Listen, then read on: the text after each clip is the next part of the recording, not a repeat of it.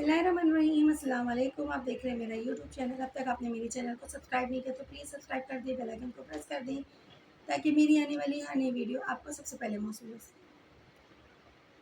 گزشتہ ویڈیو میں ہم نے بات کی تھی حضرت عائشہ صدیقہ رضی اللہ عنہا کی۔ اس ویڈیو میں ہم ان کی قابل ذکر خصوصیات کا بیان کریں گے۔ حضرت عائشہ صدیقہ رضی اللہ عنہا رسول پاک صلی اللہ علیہ وآلہ وسلم کی سب سے کم عمر زوجہ تھی۔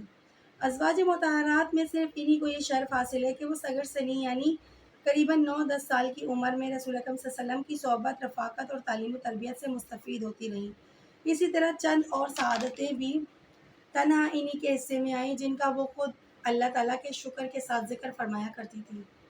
فرماتی تھی تنہا مجھے یہ شرف نصیب ہوا کہ رسول اکرم صلی اللہ علیہ وسلم کے عقد میں آنے سے پہلے ہی آپ صلی اللہ علیہ وسلم کو خواب میں میری صورت دکھلائی گئی اور فرمایا گیا کہ یہ دنیا اور آخرت میں آپ کی زوجہ ہونے والی ہے۔ آپ کی ازواج مطہرات میں تنہا ہی مجھے یہ شرف حاصل ہوا جس کا آپ کی زوجیت میں آنے سے پہلے کسی دوسرے کے ساتھ یہ تعلق اور رشتہ نہیں ہوا، اور تنہا مجھے پر اللہ کا یہ کرم تھا کہ آپ جب میرے ساتھ ایک لحاف میں آرام فرماتے تو آپ پر وحی آتی۔ دوسری ازواج میں سے کسی کو یہ سعادت میسر نہ ہوئی، اور یہ کہ میں ہی آپ کی زوجہ میں سے آپ کو سب سے زیادہ محبوب تھی، اور اس باپ کی بیٹی ہوں جو حضور اکرم صلی اللہ علیہ وسلم کو سب سے زیادہ محبوب تھے، اور یہ شرف بھی آپ کی زوجہ میں سے مجھے ہی نصیب ہوا کہ میرے والد اور والدہ دونوں مہاجر ہیں۔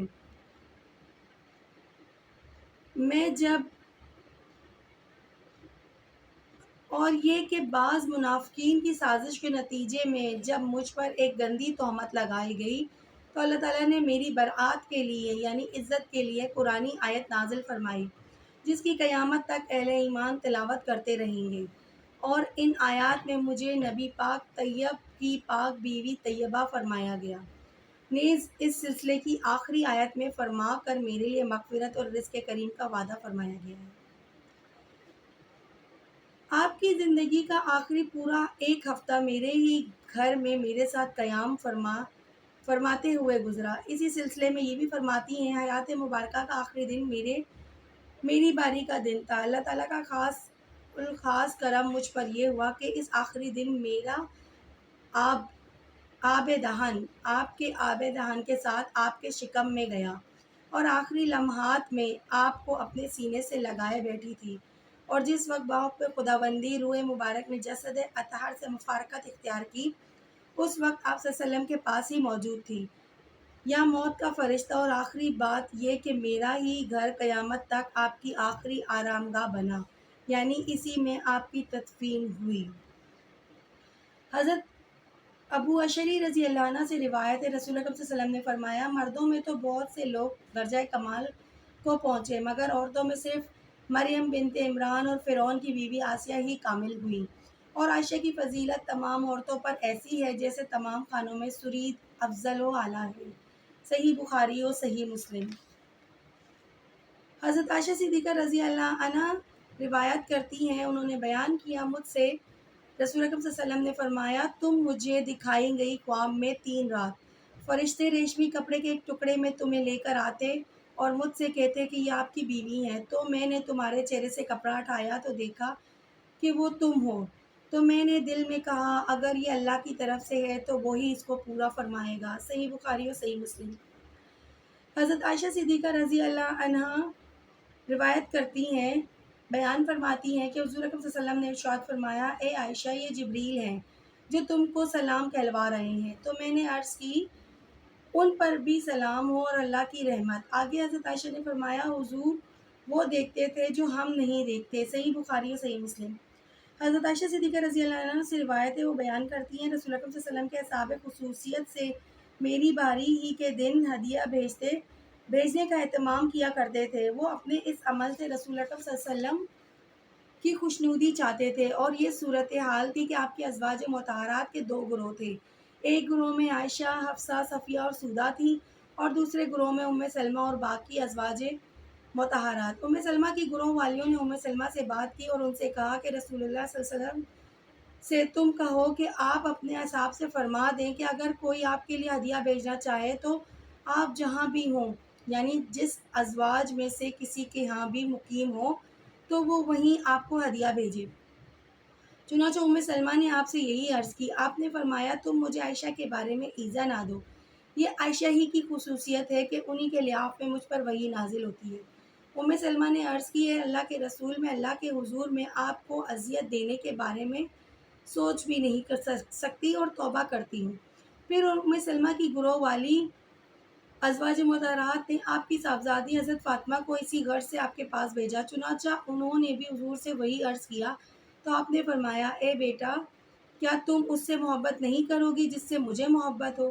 عرض کیا، کیوں نہیں، یعنی آپ جس سے محبت کرتے ہیں میں ضرور اس سے محبت کروں گی۔ آپ نے فرمایا تو تم اس عائشہ سے محبت کرو۔ صحیح بخاری اور صحیح مسلم۔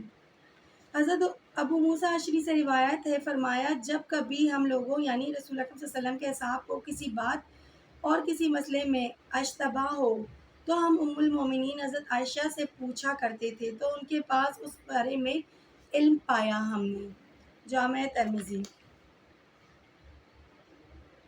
میں نے کسی شخص کو نہیں دیکھا جو اللہ کی کتاب قرآن پاک اور فرائض کے بارے میں اور حرام و حلال اور فقہ کے بارے میں اور شعر و طب کے بارے میں اور عربوں کے واقعات اور تاریخ کے بارے میں اور انصاف کے بارے میں ہماری خالہ جان عائشہ سے زیادہ علم رکھتا ہو۔ حضرت عروہ ابن زبیر، جو کہ حضرت عائشہ صدیقہ کے حقیقی بھانجے ہیں اور حضرت عائشہ کی روایتوں کی بڑی تعداد کے وہی راوی ہیں، یہ روایت ان سے ہے۔ حاکم اور طبرانی ہی نے ایک دوسری تابعی مسروق سے روایت فرمایا، میں نے اکابر صحابہ کو دیکھا ہے فرائض کے بارے میں حضرت عائشہ سے دریافت کرتے ہوئے، اور حاکم ہی نے ایک تیسرے بزرگ تابعی عطا بن ریاب کا یہ بیان نقل کیا ہے۔ حضرت عائشہ بڑی فقیہہ تھی اور بڑی عالم اور لوگوں کے رائے ان کے بارے میں بہت اچھی تھی۔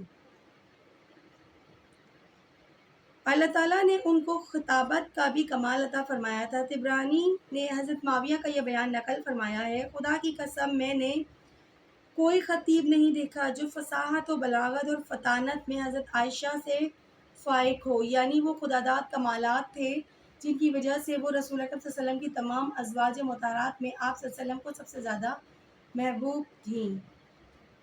اللہ تعالیٰ تمام بہن بیٹیوں کو ان کے شوہروں کا محبوب ترین بنائے اور توفیق دے ان کو کہ وہ دینی معاملات میں اپنے آپ کو اس قابل کر لیں کہ اپنے گھر کو بہتر انداز میں چلا سکیں، اپنے معاملات کو ٹھیک کر سکیں اور اپنی زندگی کو خوشگوار بنا سکیں۔ اپنی خاص دعاؤں میں مجھے بھی یاد رکھیے گا۔ اللہ حافظ۔